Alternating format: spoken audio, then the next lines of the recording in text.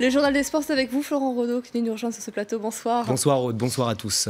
On va tout d'abord parler de tennis, une fois n'est pas coutume. Le week-end prochain, l'équipe de France masculine disputera son premier tour de la Coupe Davis et ce sera face au Canada. Ouais, Aude, une rencontre pour laquelle Milos Raonic a déclaré forfait. On l'a appris en fin d'après-midi. Le numéro 1, un Canadien, souffre d'une déchirure aux adducteurs et sera donc absent pour ce premier tour de Coupe Davis qui se dispute, vous le savez, en Guadeloupe. À noter également le forfait de l'autre Canadien, habituellement convoqué, Daniel Nestor, absent lui pour des raisons familiales. Côté français, eh bien, Yannick Noah n'a pas encore communiqué la liste des joueurs retenus pour cette rencontre. Depuis sa prise de fonction, le capitaine français, vous le savez, s'efforce de faire passer son message auprès des Monfils, Gasquet et autres Tsonga. Mais qu'est-ce que la méthode Noah? Eh bien, on va écouter l'intéressé. Il répondait aux questions de Benoît Perrochet sur notre antenne.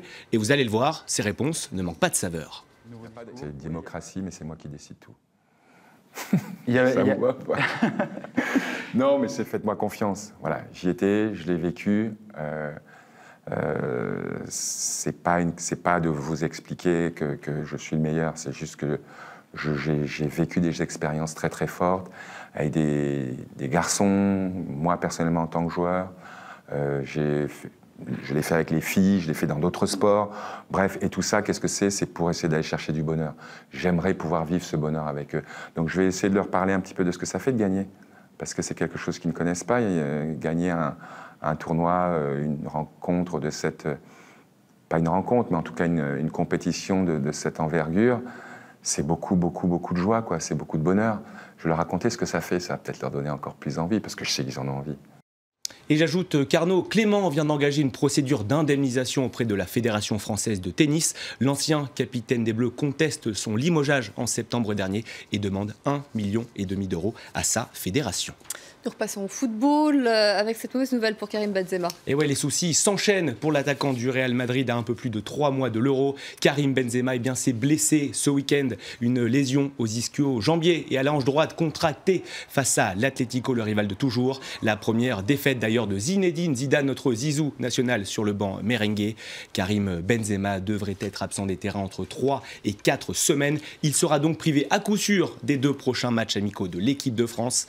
Des rencontres prévu les 25 et 29 mars prochains face aux Pays-Bas et à la Russie.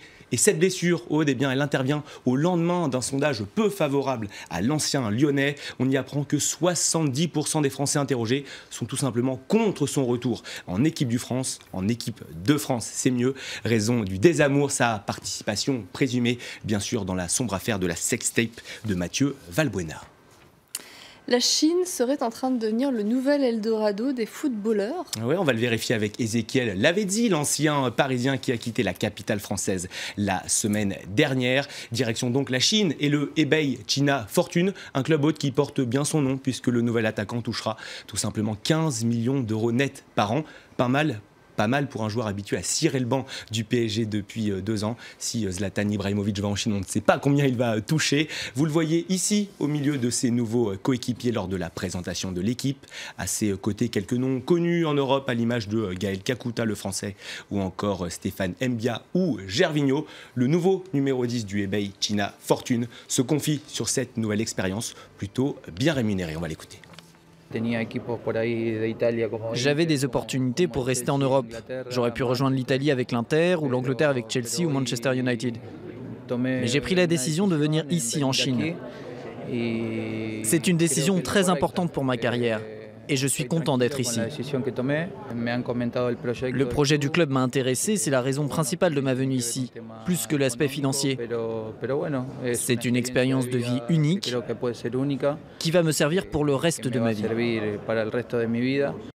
Nous allons terminer ce journal des sports avec un coup de gueule très clair de Florent Ibingue. Voilà, il n'y a pas que les Oscars aux États-Unis qui sont accusés de racisme cette année. Dans le viseur du sélectionneur de la RDC, le monde du football dans son ensemble, européen et africain. Il faut dire que les coachs de couleur y sont largement sous-représentés. Alors on ne parle pas bien sûr des joueurs, mais bien des entraîneurs.